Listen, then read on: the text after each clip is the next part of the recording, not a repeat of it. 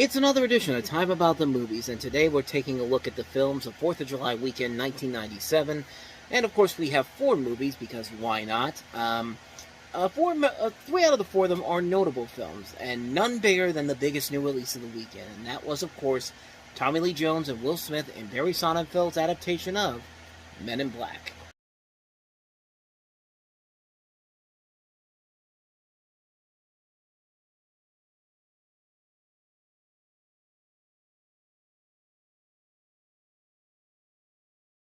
I mean, this was a game changer in 1997 for a number of reasons. This is a project that began all the way back in 1992 with pretty much the same people that eventually made the finished product. The producers Walter Parks, Laura McDonald, the writer of this Ed Solomon this is a script they used for him. Barry Sonnenfeld was always supposed to be the director for this, but because there were delays in the filming and he got commitments for other projects, Adam's Family Values, Get Shorty, the film had to be delayed, and they actually went to several different directors. Two of the most, John Landis is one of them. Let me see who the other one was, because I saw Wes Mayfield, who had done Miracle on 34th Street. And then you have Quentin Tarantino. Quentin Tarantino almost directed a Men in Black movie, which really would have been very interesting to see what he'd do with a big-budget film like this. But eventually, everything worked out. Barry Sonnenfeld eventually came onto this, and the rest is history. I mean, this is a film that not only was a great movie, a great action, sci-fi, comedy, adventure film, but this is the film that ignited Will Smith into superstardom. This was the film that came out the same weekend as Independence Day the year before, and there was a point for a good number of years where you couldn't go on a 4th of July weekend without seeing a Will Smith movie being released. Some of them were not that great, but they were still big successes nonetheless. I mean, this thing made over $250 million just in America alone, and almost $600 million worldwide. I mean, it was a massive hit. And for a number of reasons, this was the film that launched Will Smith into the superstardom for good. Like, he not only starred in this, he came up with the song, the famous Men in Black theme song, and the movie itself, it was a Ghostbusters for the 90s. I mean, it's really Ghostbusters, but with aliens.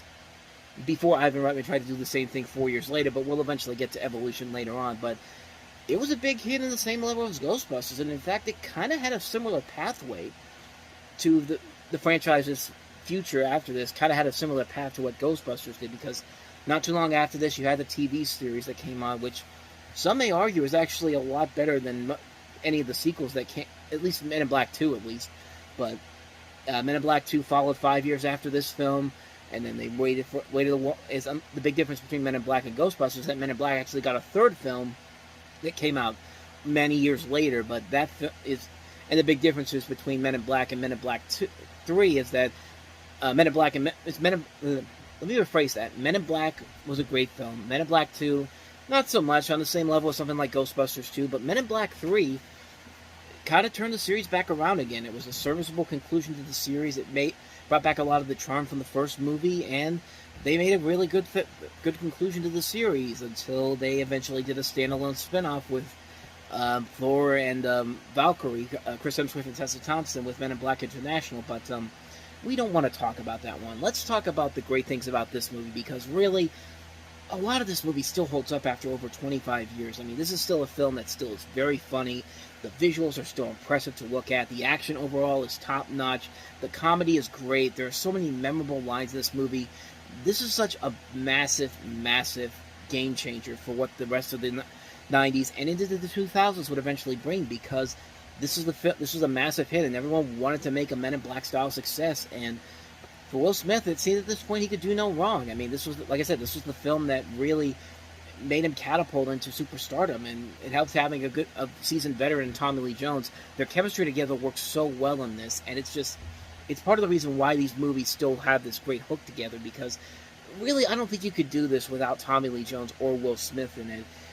As much as this movie kind of doesn't really leave itself too open for a sequel, honestly, sort of, because, of course, at the end of the movie, Tommy Lee Jones has his memory erased, he goes back to his wife, and then they just completely abandon it in the second movie. But at least for here, like, this is a really damn good film. It's a film that's just has everything you want and then some. It's got a great soundtrack, great comedy, great casting, great music, great score all around, great visuals, great action. I mean, what more do I gotta say, man? Men in Black, I mean, it's just it's just a classic film. It's an amazing film, and it paved the way for what future summer movies, summer blockbusters would try to emulate. And not a lot of them met with a lot of big success, but this was a game-changing film for the time. So, yeah, Men in Black. I mean, I really don't have anything more to say about it. So, so that's Men in Black. Let's go ahead and move on to the next movie that we have here, and that is Jack Lemmon and Walter Matthau in the comedy Out to Sea.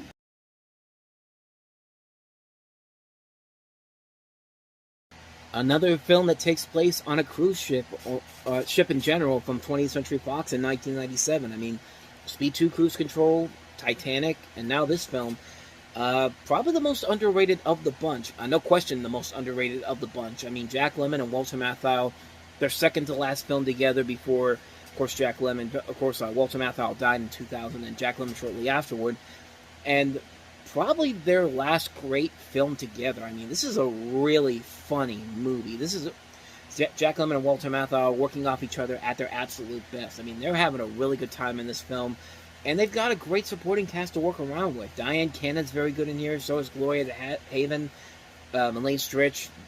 Brett Spiner is freaking hilarious in this movie, man. Like, this is the first thing I saw him after I saw him in Star Trek: The Next Generation. I didn't even recognize him at first. And I thought, is that Data? And it turns out, yeah, it was Data. And it just showed me that, hey, Data's got some range. I mean, he's really good in the film, and this film really is funny. It's no groundbreaking film whatsoever, but at the same time, it doesn't really need to be. You just need to give Jack Lemmon and Walter Matthau a good script to work off of, and they can make the comedy work here. And this film definitely proves that comedy definitely works very well here, more so than what would happen in their last film together, which is The Odd Couple 2, which did not have the best of scripts and was actually pretty bad, all things considered. But we'll eventually get to that one in 1998. But Out to Sea, like I said, is a very underrated movie. I don't think a lot of people really bring it up as one of the fun movies that Jack Lemmon and Walter Matthau did. But it is a really funny film. Like, I really enjoyed this movie a whole lot. I think it's a very underrated film. It's probably the best thing from this director, Martha Coolidge. Yeah, I think it is, because I'm not seeing anything here that's really groundbreaking, or,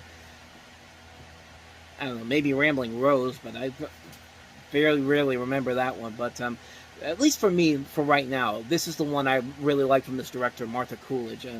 Jack Lemmon and Walter Matthau giving us one last really good, fun comedy before their time eventually ends. So, yeah, Out to Sea is a great film. So, with that said, let's go ahead and move on to the next movie, which is Wild America.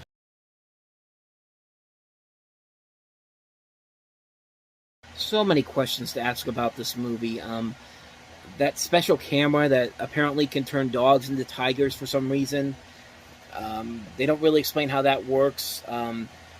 There's no real set plan for these guys. They just go around the country, and this is supposed to take place in the summer of 1967, and you can see snow in the background. So where's the snow coming from in the summertime? I mean, I'm pretty sure that there's no snow anywhere, not even in the coldest areas of the country.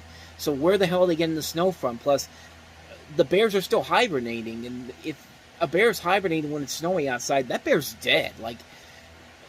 This whole movie makes no sense whatsoever. There's parts where where you have bears and snakes and like wolves and all over this, and none of the timeline does not make any sense whatsoever. Like, nothing about this movie makes no sense whatsoever. You can't buy these brothers as brothers because they don't really share a lot of chemistry together. All I see is Jonathan Taylor Thomas, Devon Sawa, and some guy I hardly ever knew.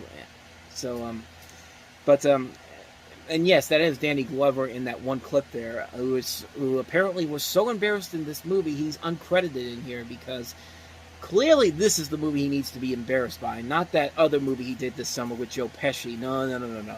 This is the worst thing for him, but you get the idea. Like, this movie is a mess. This movie is just a film that doesn't have an engaging story. It doesn't have anything interesting or exciting to say. It's a sloppy movie. It's a really bad film. Like, it's a film that really just doesn't work on any level, shape, or form.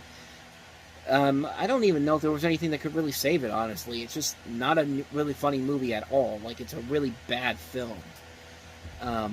Yeah, so Wild America. Let's go ahead and wrap this up. Last movie we have here, Guantanamo.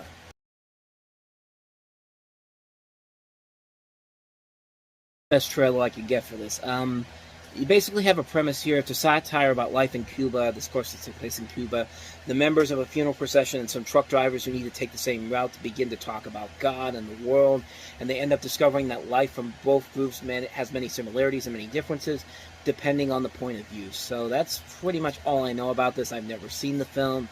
I don't really know anything about it, so I can't really say if it's any good or not, but it looks like it's shot nice overall, but other than that, I wish I had some more to tell you about it, but that's the last one that came out this weekend. Might as well bring it up, so that's about it. Guantanamo.